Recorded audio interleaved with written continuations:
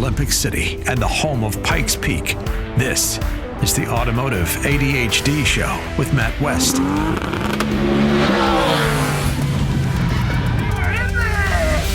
And here we are, rocking it on the Automotive ADHD Show. It's heard around the world as a podcast here in Southern Colorado on the radio. Colorado Springs, AM 1460 and FM 101.1, The Answer. I'm doing the show from the studios right here on Woodman and I-25. Also, you can tune into the show further south in the state in the Wet Mountain Valley on 91.7 KLZR. Matt West here, hanging out with you, talking cars for the weekend. I've got a special show for you today because in the second half of the show, Jonathan Shaw, president of Hemmings, joins me. We're going to do a deep dive into the current collector car market and talk about what the upcoming future classics are. It's going to be a really great interview. I am super excited to have Jonathan on the show here a little bit later. And before we get to that, I'm also going to answer a listener question and talk about loans versus leases. Which one is better? Why would you choose one over the other?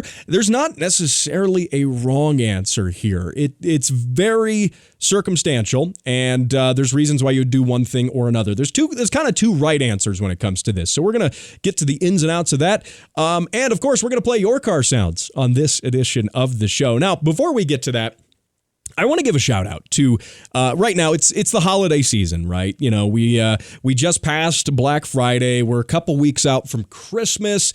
Folks are ordering stuff online at record paces, and I do want to give a shout out to delivery drivers, guys who are working for any of the major delivery companies or even the United States Postal Service. So and the reason I bring this up is I've had some guys message the show and say, "Hey, we listen to the show when we're doing our delivery routes." And we really enjoy it. And, you know, it just got me thinking about that. And you know who you are if you're one of these dudes doing that. Because, I mean, I will admit, I'm probably the reason you have, like, unusually heavy boxes you have to deal with. Because I'm ordering car parts and all sorts of stuff.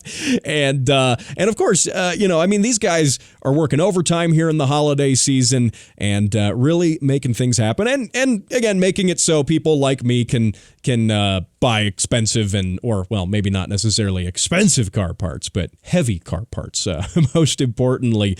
But of course, you can catch this show right here on the radio on the weekend. And just because you catch it on the weekend doesn't mean you can't catch it later during the work week. You know, whether you're listening at home, in the garage, in the car, you can, of course, tune into this show as a podcast as well, wherever fine podcasts and mine are downloaded. And again, big thanks to those guys delivering those boxes, making things happen here during the holiday season. Like, really, you are unsung heroes and you deserve some love and admiration. And so there you go. And I'm sorry. I'm sorry in advance for the heavy boxes. So it's all my fault. It really is. It really is. If you need someone to blame, I am willing to take that blame. So, anyway, there you go. Now, I got to talk about this here before we move on to Elon Musk has started a trend in automotive marketing, right? Automotive marketing has always been interesting. You know, there've been, marketing stunts companies do to promote certain cars and things like that. Well, you may recall my show from last week. If you don't, I was talking about the podcast. That's there for that. But you can listen to my show last week talking about Cybertruck. And yes, the Cybertruck is made out of 3mm thick stainless steel, at least on the body. The body panels are thick. They're supposed to be robust. They're supposed to withstand dents and dings and 9mm and 45 caliber handgun rounds, which might be a little excessive. I mean, the windows aren't bulletproof, but the doors are, bullet resistant, we'll say.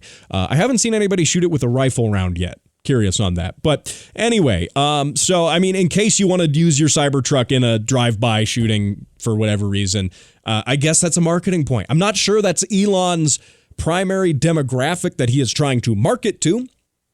But there you go, right? It's there. The result of this, though, is some other manufacturers are trying to cash in on this viral marketing of showing destructive things happening to their cars and their cars being totally fine, right? Again, Elon didn't invent this, I know, but it's becoming popular. Case in point, Chinese car company called, and I'm going to struggle on the pronunciation here. I reserve the right as an American to mispronounce this. I'm going to give it a good old college try, as they say, though. Hongqi. Hongqi. Hongqi, right? That's easy enough. It is their HS5 SUV, and I'll interrupt myself here and say I don't know a ton about Chinese market cars.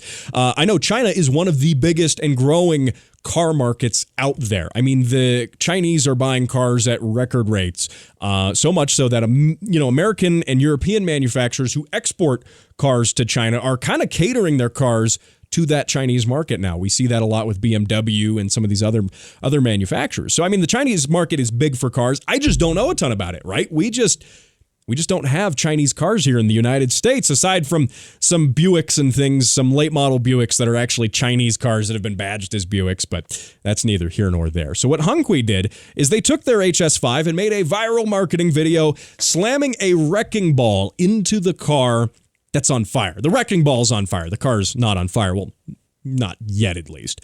And they're saying, wow, look how great it held up to this wrecking ball hitting it. And yeah, the side airbags deployed and your safety systems took effect. But that wasn't all. They decided to take it and drive it through a couple of brick walls and then drop presumably a lesser SUV on top of it from a crane. And they said, look at it. It's fine. It still runs and it drives. I don't know about you, but looking at this, you can look this video up online. You can find it anywhere. It doesn't look fine at the end of this, right? Like when Elon, shot the Cybertruck and did some testing, and when they've done their durability testing to the Cybertruck, like it was still vaguely the shape of the Cybertruck. This Hongqi kind of looks like a car that has been hit with a wrecking ball and driven through a couple of brick walls and then had an SUV dropped on it, because that's exactly what happened to it. Now, to its credit, they say it started and drove after that. Fine. I'm skeptical, but I will believe that. I will hold that at least for here. The thing is, I don't think it necessarily did anything especially remarkable. It held up well, right? The wrecking ball hitting it for kind of a side impact that simulates a side impact you might have in a traffic accident. And if anything, that wrecking ball they didn't say how much it weighed. It probably weighed less than an actual car that could hit this, or especially a big luxury SUV in a side impact, right? They also used the wrecking ball, which while on fire and while it looked cool, and it had spikes, by the way. It had spikes and it was on fire, so they're extra serious. They hit the B-pillar, right? The B-pillar is between the front door and the back door. It's that area between there. That is one of the structurally strongest points on that car. It's designed for side impact. So saying, look, it didn't cave the whole car in, that's not really saying a whole lot. And it's not like this SUV is made out of special stainless steel, body panels like the Cybertruck is. I don't know. I don't know if this really hits the mark when it comes to viral marketing, though it was kind of entertaining to watch nonetheless. And in case you have to drive your Hongqi HS5, yeah, I got that right, HS5 through a brick wall and face off against a flaming spiky wrecking ball, I guess it'll hold up well enough. I think we're going to see more manufacturers doing totally bonkers stunts like this, and maybe it will result in more durable cars, when you push a shopping cart or something normal into it. I don't know. Hey, don't go anywhere. Coming up after the break, we're going to talk about a listener question, lease or finance, and in the second half of the show, Jonathan Shaw, president of Hemmings, joins me right here on Automotive ADHD on AM 1460 and FM 101.1, The Answer.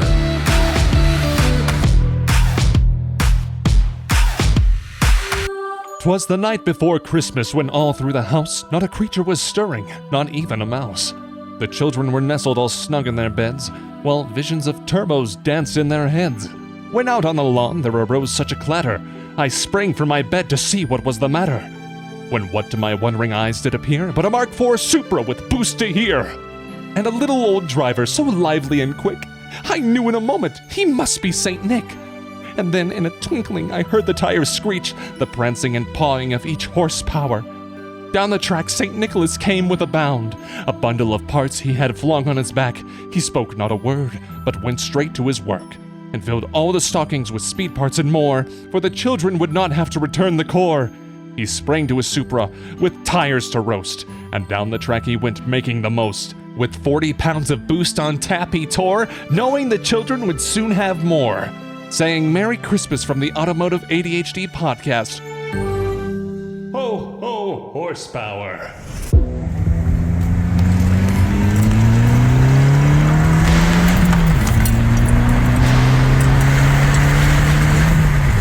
There we go. Last month's car sound of the month giveaway winner. You're listening to the Automotive ADHD show on AM 1460 and FM 101.1 The Answer, broadcasting out of Colorado Springs, just off of Woodman and I-25, and around the world as a podcast. Catch it wherever fine shows, and this one are downloaded. And if you're new to the show, rather, especially if you're hearing it for the first time on the radio, this is how this works. You can send car sounds into my show, and I will play them on the radio, partially because I gain a sense of fulfillment from playing your car sounds on the show. I live vicariously through my listeners' car sounds because I'm sitting here in a radio studio, not driving my car.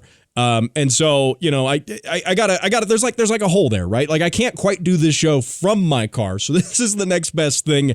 And the great thing is you have a chance to win some free stuff when you send those car sounds into the show. So when you send them in, which you can do on Facebook.com/AutomotiveADHD or by email, Matt@throttlewarrior.com. I'll play them here on the radio, on the podcast, and you will have a chance to win an Automotive ADHD keychain and key tag. It's a nice, long, red embroidered key tag. I'm going to wave it at the microphone as if you can see it. And it's really handy for fishing your keys out of your pocket. It also tells people you've got questionable tastes in automotive radio programming. And then you also get an As Heard on the Automotive ADHD show sticker. You can put that on your car, which you recorded the car sounds of. And as well, a little extra drop in the bucket, a $25 parts store gift certificate. So, that every little bit helps, whether you've got a project car or it's just your daily driver and you need some windshield wipers. So send those car sounds into the show. I do a drawing at the end of every month. So I'll take all of the car sounds, do the drawing from those sounds that were sent in, and I'll pick one winner at random to win the keychain, sticker, and gift card. So there you go. Facebook.com/AutomotiveADHD, Matt@throttlewarrior.com. While you're at it, when you send those car sounds in, say where you're from. Say where you're from, whether you're in the Springs, listening on the radio, or Pueblo, or Monument, or if you're on the podcast and you're listening from, any country, anywhere in the world. I have had folks from Australia, as well as different places in Europe and things like that listen to the show. So I want to thank each of you for doing so there. Now, one quick thing I got to get to here is a listener submitted question. And speaking of listeners, Sean from Colorado Springs here, he wrote into the show after last week's show, and Matt@throttlewarrior.com, and he says, and we're gonna kind of get into whether a lease is the right option or financing a car is the right option. And I'm going to read his email here. He says, "Hey, Matt, Sean here. My 2012 Hyundai Accent just blew rings. My credit score is great, though I don't have a lot of cash. I'm needing a newer car. As a single dad, I'm careful with my money. I owe $1,600 on the broken car." He's talking about the Hyundai. He says, "Should I pay off the current $1,600, then lease with an option to own, or should I buy?" And that's a great question, Sean. And I think there's more than one right answer here. So there's a couple of different things you could do. Obviously, you could lease it, you could buy it. Now, it's going to be circumstantial because of, and you gave me some good context there, because there's times where leasing a car makes a lot of sense. There's times when buying a car makes sense. Now, my knee-jerk reaction is buy a car, because one of the benefits you have in buying a car is you build equity in that car, even if you're financing it, right? So you're buying the car, you're getting a loan to pay for the value of the car. And as you do your payments, by the end of that, you own the car. Conversely, with a lease, obviously, a lease is just a fancy way of saying you're renting that car. You're paying those payments every single month, and at the end of the lease, you give the car back and you get another lease, but you have nothing to show for it. Even if it's an option to own, right? Dealers will say that pretty much any lease has an option to own. You can buy out a lease if you do that, but that car is going to have a certain value at the end of that, and that value is still going to probably be pretty hefty. And if you are going to buy that and then finance that, it's probably going to be more. That financing is still probably going to be more than the actual or than the monthly payment, I should say, on that financed car that you leased, took it back, and then, at the end of your lease, and then decided to buy it. You're probably going to be paying more in a monthly payment than you were with the lease, right? So conversely, your lease is going to be cheaper. Typically, your monthly payment, I should say. If you're looking purely at your monthly payment, that lease is usually going to be a lot cheaper than if you financed that same car. And I have to give a great hat tip to Russ Heaps from Auto Trader for putting together some really good examples of that. So he lists some examples for comparing a lease and a loan. He says if you pick a 23 Nissan Sentra for, base model, base everything, $22,000, give or take. And if you do that with a 36-month loan with $3,600 down, the payment would be about $530 a month, right? Which is that's a considerable payment. Now you can stretch that loan term out, but you got to remember you got interest on that loan. So if you stretch that loan term out, you're going to be paying more over the course of that loan, right? So now same car. If you take the same Nissan Sentra, 36-month lease with $3,600 down at signing, that monthly payment is $269. Now, if you took that same example car and you financed it for 60 months, that's going to be a $350 per month payment if you were to finance the car. So, right, leasing is going to be cheaper, and oftentimes dealers have incentives for leasing cars, more incentives than oftentimes, say if you're financing the car. Now, one benefit of leasing a car, right? Yeah, you don't have anything to show for the end of the lease. You're not putting that payment into the ultimate, idea of owning the car. But the benefit of a lease is, especially if it's important to you to have the newest, the latest, the greatest car, right? You do your lease, and at the end of your lease, you turn in the old car and you just get another one for about the same money. So every couple of years, you've got a new car, right? People see you driving around in a nice new car and whatever. It's great. If that's important to you, and for some buyers that is important to have that, that new car, that new tech all the time. They don't really care about owning the car long term. Another benefit of a lease is your general maintenance, your oil changes and things like that are usually going to be covered. You just bring the car to the dealer, they take care of it. No problem. Downside here with a lease is you oftentimes have mileage caps.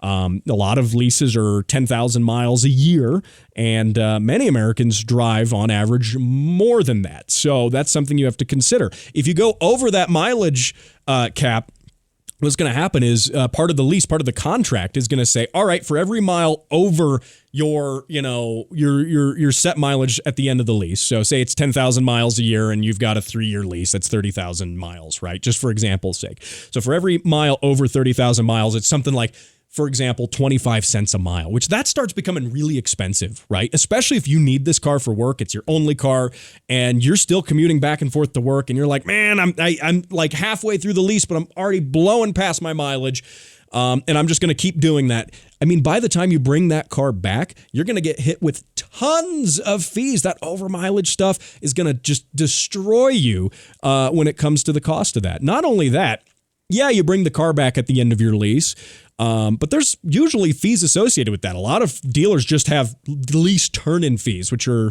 anywhere from a couple $100 to maybe more, so that's something to consider there. If you have any damage to the car, if it's not in showroom quality, when you bring it back at the end of that lease, they're going to charge you for that. If you get bumped into it, if something bumps into it, a shopping cart, a flaming wrecking ball, like I was talking about in the last segment with that other car, right? If that happens to it, you got to pay for that. And you might not be ready to pay for that, especially if you're considering a lease because it's got a cheaper monthly payment. So, Sean, my takeaway here is you mentioned in the email that you have excellent credit, but money's tight. You're a single dad. You got to be careful with money. Financing a car is going to have a higher monthly rate, obviously. And if we're looking at new for new, it's going to have a higher monthly rate. Leasing, it's going to have a lower monthly rate, but you got to stay cognizant of all of the terms of that lease, the mileage terms, the things like that, damage. A leased car, you can't modify it or anything, which if it's your daily driver, you're probably not worrying about that. So we won't go into that anyway. But that being said, you got to consider those factors, right? If you're looking at a lease because that monthly is cheaper, know those factors going into it. Know there's probably going to be some fees you don't expect on the back end, dealer turn-in fees and things like that.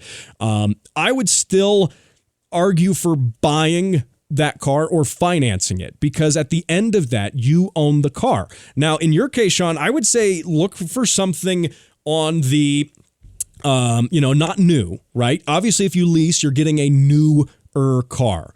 And you're getting a warranty and you're getting all these things, which is important. If that's your only car and you're taking your kids to school and then you're driving to work, that's important. But if you look at a used car somewhere in the 5-year range, or younger, you can find some great deals on stuff that still has drivetrain warranties. You can even go to a dealer and find a certified pre-owned car, which will be a little more expensive, but it'll be that kind of middle ground between a brand new car and just a used car with no warranty. That certified pre-owned car is going to have a warranty. Some CPO cars even have better warranties than just what you get out of the dealership.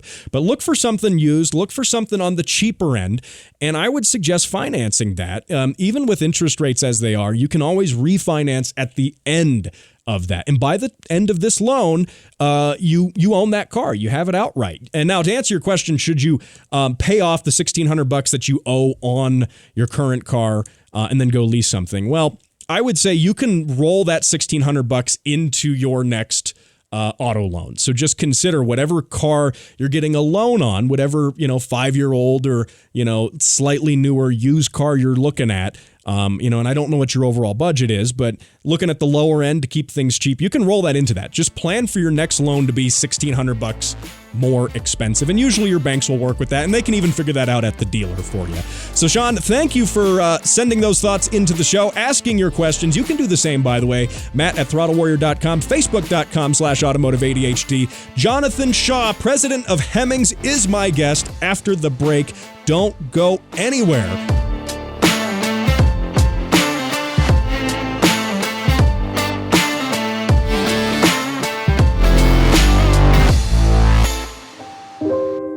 Every day, thousands go without the ability to buy necessary and life-saving parts.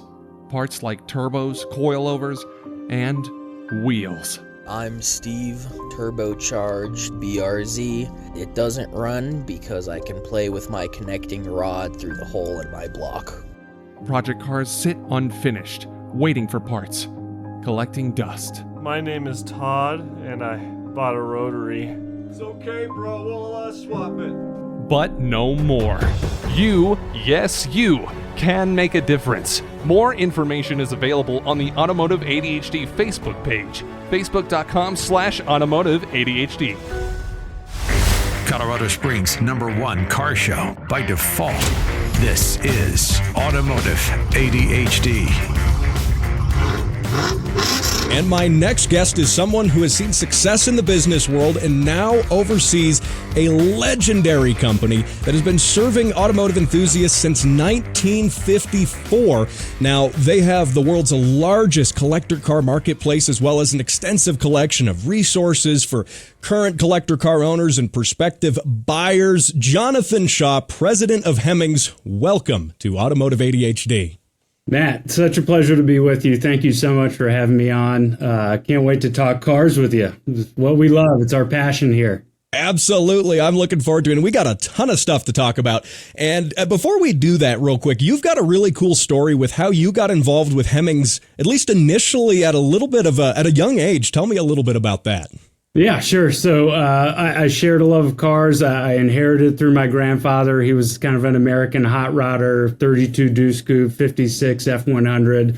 It wasn't unusual for us to go on trips together to go look at cars or find, various cars he was interested in. And so we went on one of these weekend trips. We went up to a place called Bennington, Vermont. And I thought we were just going to see a really cool museum at this little, kind of garage gas station museum place. Little did I know he was there to negotiate the purchase of Hemmings. So I sat outside the office waiting my chance to go into the museum and see the cars while he was doing business. And I think I was about 12 years old at the time. And so to come kind of full circle, around and consult with Hemmings in 2018 and then come on as president in 2019 was really special to me, and I have a deep personal connection with this brand and an affinity for it, and it's not just me. Millions of people have a really strong affinity for Hemmings. Absolutely. And it's a really cool story too, because your career kind of took you into some other avenues of business between when you were 12 and your grandfather buying Hemmings. And then you did come back full circle. You kind of pursued some other things and then you came to Hemmings. Just kind of tell me why you wanted to do that. Obviously the connection there with Hemmings, but what drew you to the company? Sure. What I saw in Hemmings, and my background was in digital product development, but had been around the media space, had been doing some M&A work in the media space before that, and had been with a company that is a large publisher of newspapers that had really grown and built a digital and event presence for itself. And what we saw was, my knowledge from that, and my ability to take that to Hemmings and take what was largely a print media company at the time that ran a marketplace, but was very focused on its media business, and understand, hey, there's a massive e-commerce opportunity here that we need to unlock beyond kind of your traditional classified piece. And that's where I saw the opportunity was, expanding the event portion of the business, expanding into online auctions, make offer, direct to consumer sales of vehicles. Was something untapped to the brand, but I think chiefly it was a brand that had tremendous patronage, tremendous respect in the industry, and I thought and it's built on trust and customer service, and I thought, gosh, if we layer on some new technology and a new kind of digital strategy for this existing business, it can really be a juggernaut, and that's really what we've created and continue to build upon now. Absolutely. And I think what's cool is some of my listeners, some of my older listeners especially, will probably recognize Hemmings from years before and when you just did print stuff now. And you're bringing that into the 21st century with this. And so I think it's really cool because you've got people who definitely recognize Hemmings, and maybe don't know some of the really cool digital stuff that you've moved into. Now, tell me a little bit about, the history goes back to 1954. So you're getting ready, you're gearing up here, you're celebrating the 70th anniversary of Hemmings. Tell me a little bit about Hemmings' history as a whole. Yeah, it's such a neat story. So unlike a lot of startups that kind of create these crazy, names out of nothing, Hemmings is named after our founder, Ernest Hemmings, who was a big Model A and Model T enthusiast in 1954. So, they were collecting cars from the 20s and the 30s at that time. And he saw a need in the marketplace where he and his Model T buddies didn't have any place where they could communicate or create community around buying and selling parts or buying and selling Model Ts, in general, the vehicles themselves. So he created a 4-page pamphlet, mailed it to 100 of his Model A and Model T buddies in their community and car clubs. And that is how Hemmings was born. So here we are 70 years later, after a 4-page pamphlet to 100 people. We'll circulate to over 300,000 plus people in print. We'll do 3.5 million plus unique visitors to the website, to Hemmings.com every single month. So 30,000 cars online for sale at any time. So from those humble beginnings in Quincy, Illinois, and a 4-page print pamphlet all the way to what we are today is kind of a testament to this collector car community and the love that we all have for participating in this world. Absolutely. And I think what you're doing with Hemmings is, it's astounding when you see the reach that you have with it and how many car enthusiasts, who benefit from some of the things that you do. Now, aside from, doing the car marketplace, run me through some of the things that Hemmings does, because you pretty much do everything when it comes to car stuff, from car parts to information. Run me through some of that. Sure. One area we've really focused on over the last year is developing services onto the marketplace, and we call it building the frictionless marketplace. So we have a valuation product, and certainly you can go on and you can research sold prices for vehicles from anywhere, but we actually personally value your car, where you send in the details and the photos of the vehicle. We research recent sales and comps both on Hemmings as well as, kind of the broad collector range from wherever the sales may happen to that exact make, model, and year and trim package, and give you a personalized valuation in return. We have also added a shipping product directly in where you can get free shipping quotes and book your shipping directly through the Hemmings marketplace. We also have an insurance marketplace with top carriers. So, we're really focused and we'll continue to focus in 24 with a few more product launches and kind of demystifying the space, making sure that anybody can participate, that, no stone is left unturned. We're giving you resource guides, buyer's guides, how to, along with that pricing information. And then on the flip side, once you go for the buy, making sure it's extremely transparent. The pricing is all up front, the insurance, the transportation is a part of it. So really focus on, making the collector car space an easy place to buy and sell and participate with as much transparency and the least amount of friction as possible. And I think that's a really handy thing to have as a car enthusiast. You've got a couple options when it comes to buying a collector car, for example, and those range from everything from your Facebook Marketplace classifieds to Craigslist to huge auction houses too. And there's a lot of mystery there if you've never bought a classic car before, in valuing the car and inspecting it. And like you mentioned with shipping too, I think that's really, really incredible that you are able to at least provide some context into how people can ship their cars. Because that's always a big hurdle. I think a lot of guys don't want to ship a car and may miss out on some really cool collectible opportunities just because of the challenges in setting up shipping a car. I've shipped a car personally, and I went the route of finding a trucker and going through a company that works with the trucking dispatchers and finding a trucker, and then you got to wait for them to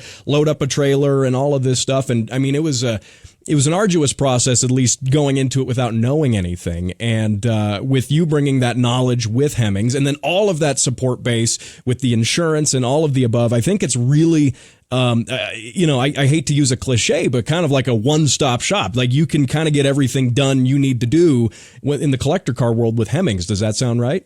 That sounds right. That's exactly what we've tried to develop is kind of a place where every single opportunity where somebody say, I don't want to buy a collector car because I don't want to deal with shipping, or I don't know how to insure it, or I don't know what to pay for it. We've tried to create products that get people through every single step of that process. And, the shipping portion is a shipping marketplace. So, folks can know that they're getting a best price from, a wide range of certified carriers. They can choose enclosed shipping. They can choose open shipping. Not every project car needs to be, inside the climate controlled trailer, but, some certainly do. Our marketplace runs the gamut from project cars at a few $100s or $1,000 all the way up to, $14, $15, $20 million Delahaye's and some really special stuff. Wow. My guest is Jonathan Shaw, president of Hemmings. Now, we're going to talk more about Hemmings. We're going to talk more about some of your thoughts, Jonathan, on the collector car market as a whole in the next segment coming up here. Don't go anywhere. You're listening to Automotive ADHD here on AM 1460 and FM 101.1, The Answer. Ladies and gentlemen, the Speed Council proudly presents Automotive ADHD, now on video. For better or for worse, subscribe to Automotive ADHD, now playing on YouTube and Rumble.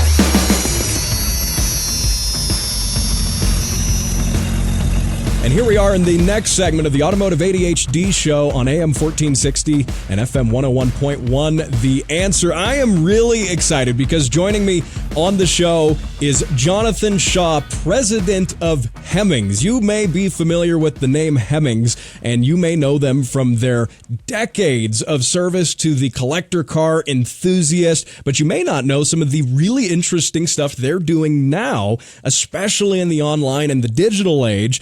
Jonathan, thank you for joining me here on the Automotive ADHD show. It's great to be with you, Matt. What's better than talking cars? Who doesn't want to do that? I know. I mean, hey, I talk about cars on the radio because, my friends have gotten sick of me talking about them so much everywhere else. So here I am. Now, that being said, Hemmings has got some really interesting stuff. In the last segment, we really touched on the services that you provide and how Hemmings is kind of a one-stop shop when it comes to, anything for the car enthusiast. Now, I want to talk a little bit now about the classic car market, the collector car market. There's a lot of, I hear a lot of speculation, and I could even be accused of doing some speculation on what the market's doing. What are the next collectible cars? Now, you as the president of Hemmings have a really interesting perspective on that. Where do you see cars going here in the next couple of years? What trends have you seen leading up until now? I know we've had, some cars, some eras of cars start to, get really expensive and others maybe not. What are your thoughts on the collector car market as it is right now? It's changed considerably. Just the sheer way people buy and sell cars now is completely different. I liken it to the kind of Amazonification of our world. In general, you're seeing so much more e-commerce of cars happen than ever before, where people are buying cars. And I think a testament to kind of what we've created at Hemmings and others, with as much transparency as possible, with as detailed research and photographs that we're requiring people to put up. People feel a lot more comfortable about buying a car. There's places where you can order pre-purchase inspections and get that taken care of before you move through.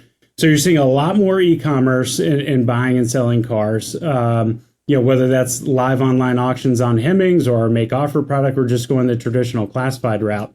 And so the online portion has risen. I think you're seeing a lot more trading. During COVID, you had a huge spike in desire and people wanting to, and showing and executing interest in collector cars, because in some states, that's all you could do. You were either going to the grocery store, or you could go on a car ride, or you worked on a car in your garage as a way to spend your time during COVID. So we saw prices rise considerably. You also saw the largest demographic group in America start to sell off, kind of the older boomer generation. And then you started to see millennials come into their buying power. And that has shifted interest considerably. So, the millennial interest is really in both SUVs. So you're seeing the rise of SUVs go up considerably. But you're also seeing the 80s and 90s cars take off like wildfire right now. So you're talking, significant number of sales starting to come through on Grand Nationals, on Fox Body Mustangs, on third-gen IROC Z Camaros. Price averages going up, $5,000+ a year, kind of on average in those sales in a single year period. So those are starting to rise considerably. Where we're seeing some fall off is in kind of your traditional hot rod scene. So, 20s and 30s hot rods, Model A's, Model T's are certainly backing off quite a bit in the marketplace right now. Between those things, you've got the rise of also resto mods. So you're seeing resto mods at auction where somebody has swapped out the traditional, carbureted engine and driveline and for a new transmission, either an LS, or a Gen 3 Hemi or a Coyote motor, Bluetooth stereos inside, AC, kind of all these wonderful things that we've gotten accustomed to. So you're essentially taking the beautiful styling of a collector car and you're matching it to a modern, dependable driveline. You're seeing resto mods start to demand higher prices in some cases than numbers matching, kind of what we would have considered a couple years ago as the holy grail auction cars. And that's interesting because when you look at, your numbers matching collectibles and your sort of museum cars versus your resto mods, and there's a big difference there in what the cars do and how they operate. I think some of that maybe could be attributed to the fact that your millennial buyers now, and I like to see this, maybe are actually driving the cars a lot more too. Do you see that? I think you're exactly right. It's long been said the millennial buyer group, they're a very experiential group, right? Mm-hmm. They don't want to buy goods just to have goods. They want to go out and use them. They go camping. They go on road trips.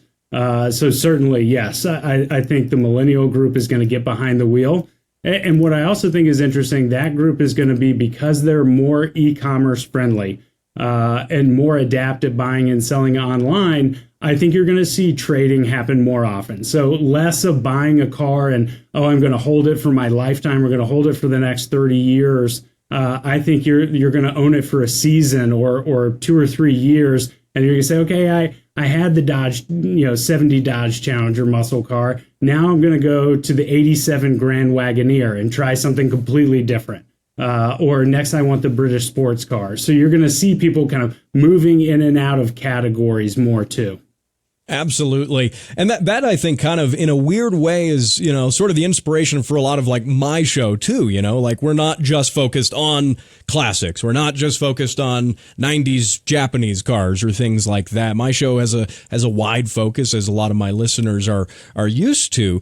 And so do, I think, millennial buyers. You talk about that. I definitely fall into that category. And, for me, sometimes it's really fun to experience a car for a while. And then, okay, I did this to it. I modified this. I did that. I want to try something different now. You mentioned a 87 Grand Wagoneer, which I recently traded a AMC Hornet for, one just like that. And those, it's really cool. I think it's very surprising when you find especially older guys in the car scene who are surprised to see that a lot of the younger crowd is interested in these cars. And I think that definitely shows in the marketplace and with probably what you're seeing as well. Now, are there any specific cars, any makes, any things like that you see as really being hot? Like, hey, these are coming up, maybe not right now, but these are really contending for a future classic. What are your thoughts?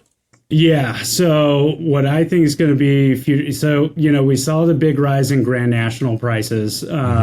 But Fox body Mustangs, you can still get in a really good 79 to 93 Fox body Mustang for $25,000. We've seen prices start to rise in those. If you're in the market, I would jump on one right now because I think that car is going to be really, really hot. Kind of third gen Camaros, especially the IROC Zs, still again that 25K average price range. I think that's going to rise considerably. Square body Blazers, they're a little on the hotter side right now. You're getting into 30s plus for those. If you want to buy something that's kind of original, we've seen square body Blazers bring six figures at auction. Wow. So, the full resto mod, brand new LS and et cetera, there's good upside in these right now. And in those 80s and 90s cars, you can find the ones that, especially if you're going to do some work on it, it doesn't have to be perfect. I wouldn't be scared away by, a higher mileage car, especially if you're going to do an engine and trans swap. Kind of means moot at that point. Right, you're just talking miles on the body. Now, again, my guest is Jonathan Shaw, president of Hemmings. Before we wrap up this segment, just a minute left. What's in your wish list? What are some cars you've seen on Hemmings, sitting there from your desk that you go, oh, that's going on my wish list there? What's in your wish list? Yeah, so before we cut up, I pulled up my favorite listings on Hemmings right now, and it kind of smacks me in the face. I am a millennial classic SUV fan, so I got an 87 Grand Wagoneer, a 78 GMC Jimmy. I do have a 1990 Land Rover. I love those classic long wheelbase Range Rovers. So I've got one of those in there. Muscle car for me, though, I love the Corvettes. I think, you could argue sports car or muscle car, which one is it? But I love the steel bumpers and the 70s Corvettes for sure. Absolutely. I think some of the C3 generation of those Corvettes are just gorgeous cars. I mean, the lines on those cars. And like you said, is it a muscle car? Is it a sports car? I don't know. You decide, right?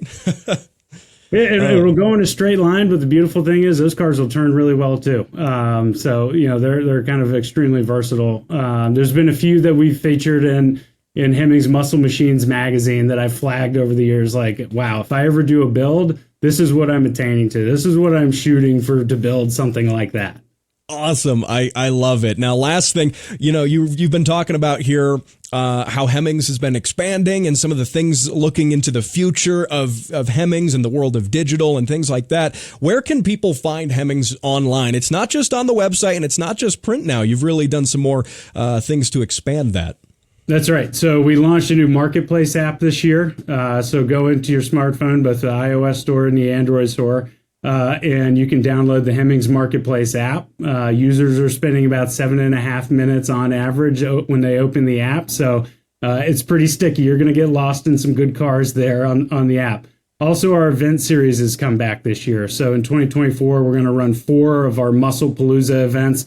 So that's everything from kind of vintage muscle cars and modern muscle cars and street cars to muscle trucks, hot rods, drag cars. We're doing that in 4 different locations this year and about to drop the announcement for where that's happening.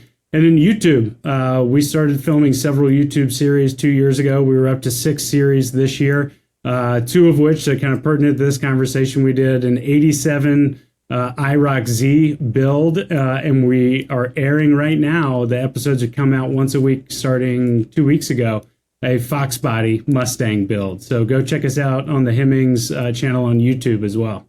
Awesome. I love it. I'm going to be subscribing to that and staying in touch with everything that Hemmings is doing. Now, Jonathan Shaw, it's been a real pleasure having you on my show. Thank you for joining me here on Automotive ADHD. Thank you so much for having me, Matt. And thank you for joining me on this edition of the Automotive ADHD Show here on AM 1460 and FM 101.1 The Answer. Also in the Wet Mountain Valley on 91.7 KLZR. Lots of great ways to catch this show. And if you missed out on the radio, that's okay. You can catch it as a podcast as well, wherever fine shows and mine are downloaded. Also, if you're listening to Spotify, if you're on there, Spotify lets you rate shows. Give this show a 6-star rating. I mean, it only goes up to 5, but blow it up. Give it 6 stars there. Now, I will see you same place, same time next weekend when we're talking more cars here on the Automotive ADHD Show.